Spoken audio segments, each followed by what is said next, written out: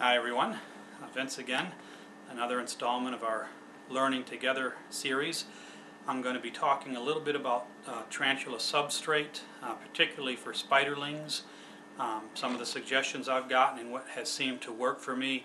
All my spiderlings seem to have adapted to their homes and seem to be enjoying it, and I'll show you them in just a minute, just to show you some of the things you look for so that you can tell that your spiderling is content and happy in its home. That means that the substrate's good, the enclosure's good, the humidity's good, the temperature's good, if they're making a home out of it and doing the things that they're supposed to do.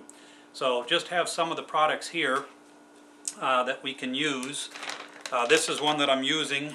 It's sphagnum peat moss. You can get this at any large hardware store like Lowe's or Home Depot. It's very inexpensive. I think this big bag costs like $4. So this is one of the ingredients. Now I mixed this 50-50 with another product for the substrate for the spiderlings that works well with them. So I'll show you that too. But sphagnum peat moss right here, excellent product. Mix it in, and I mix it 50-50 with vermiculite right now. This is, again, something I got at Lowe's or Home Depot, and this whole bag is probably like $4 also, I think. So I mix them together 50-50.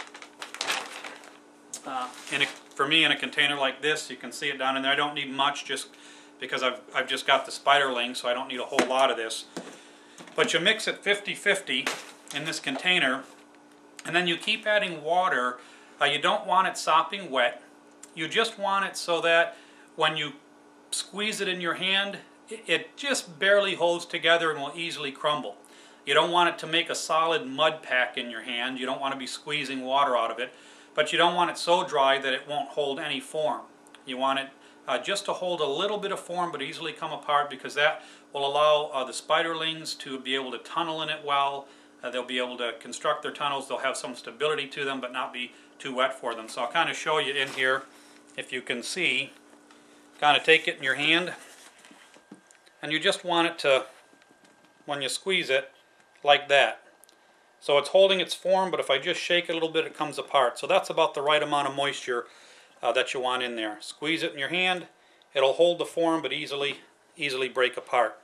So that's kind of about the consistency you want it. So mix them. You can mix them 50-50. That's what I did. And you just slowly add a little bit of water. Take a cup, pour a little bit of water in, mix it, with a wooden spoon or whatever you want to mix it with, till it gets about that consistency. And when it's that consistency, that's going to hold up well for the tarantulas. It'll allow the burrowing tarantulas, even the spiderling babies, it'll allow them to burrow well and have it still hold its form pretty well.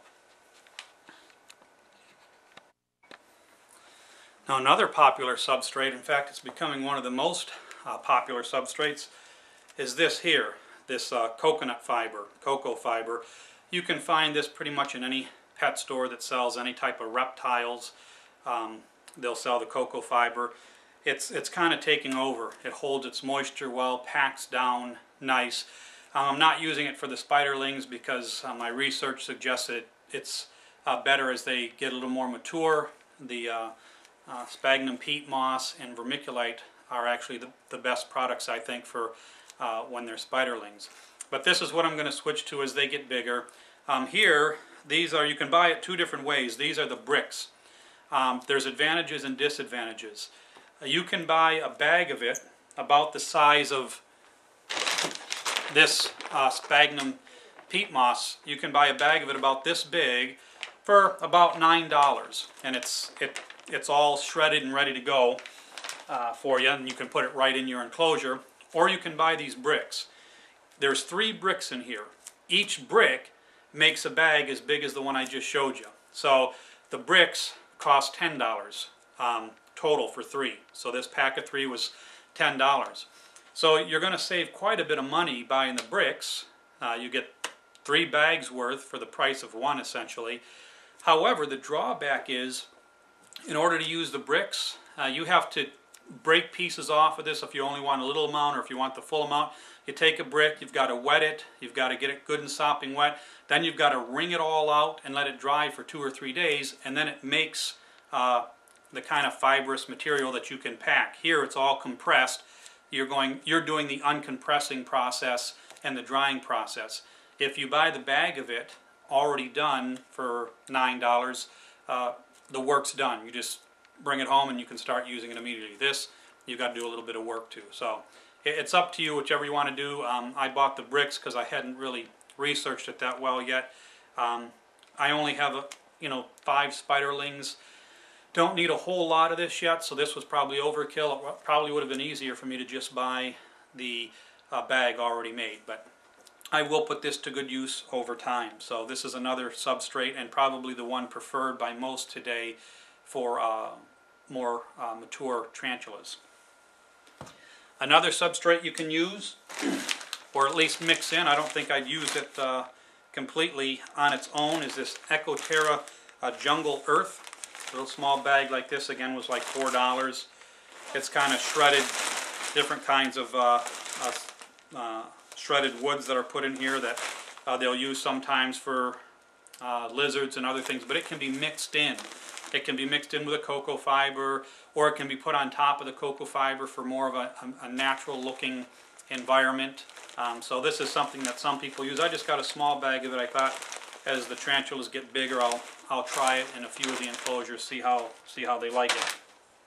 Then another good thing to have on hand is this, which is sphagnum moss. And now the bag I showed you earlier was sphagnum peat moss, which is kind of like that dirt there. This is long fiber sphagnum moss. Kind of looks like this when you take it out. This is handy for spiderlings and for adult tarantula enclosures. For spiderlings, you can put a sprig or 2 of this in the vial for the arboreal tarantulas, and they'll climb up this and use it like a little plant. So you can water that, keep it a little bit wet for them. It holds moisture well.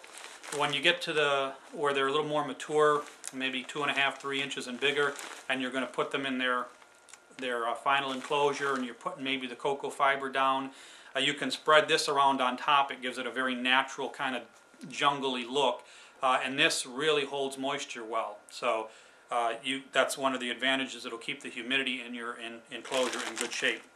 So, but right now, like I said, I'm using the 50-50 mix of the sphagnum peat moss with the vermiculite, and I know it's working, and I'm going to show you that because the tarantulas are doing what they should be doing. The spiderlings are doing what they should be doing, which also means that the humidity level is good and the heat is good. So I've been keeping the heat now about 70 to 72 at night and between 78 and 80 during the day. The humidity is pretty high in the individual enclosures for them. They don't need it as high as it is right now, but spiderlings like it a little bit higher, and especially when it's molting time, it's good to have it more moisture in there, more humidity. So generally, you don't want to have a lot of condensation building up in the enclosure because that means circulation, ventilation isn't good enough, it's too humid. But with spiderlings, it's okay to have some moisture building up, condensation building up on the walls, because they're going to drink from that. That's the way they drink. They're too small to have a water bowl. It's going to help when they molt, because if it's too dry, it can cause complications with the molt. So as spiderlings, they really rely on the external moisture that you're providing, so a little condensation on the cups, you'll see it in a minute, is just fine. So let me just show you now how they look right now. I've only had them a week and a half, but they're doing well and doing what they're supposed to be doing, which is an indication that the substrate's good, humidity's good, temperature's good. So let's take a look.